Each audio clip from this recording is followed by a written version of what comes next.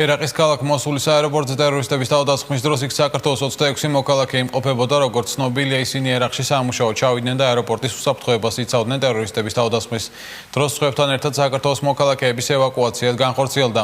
მოგვიანებით გაირკვა, რომ 5 მათგანს დოკუმენტაციაში დარღვევები ჰქონდა, რის გამოც ისინი ერაყის საიმიგრაციო სამსახურმა დააკავა, თუმცა ამჟამად საქართველოს მოქალაქეები უსაფრთხო ადგილას იმყოფებიან.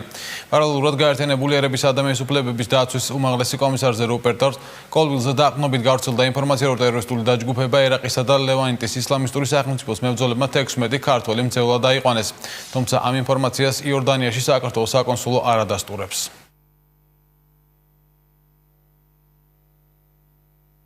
ქართველების გადასახადის საუბარია ერაყში არანაირი ინფორმაცია არ არის, არანაირი ინფორმაცია არ დასწრება.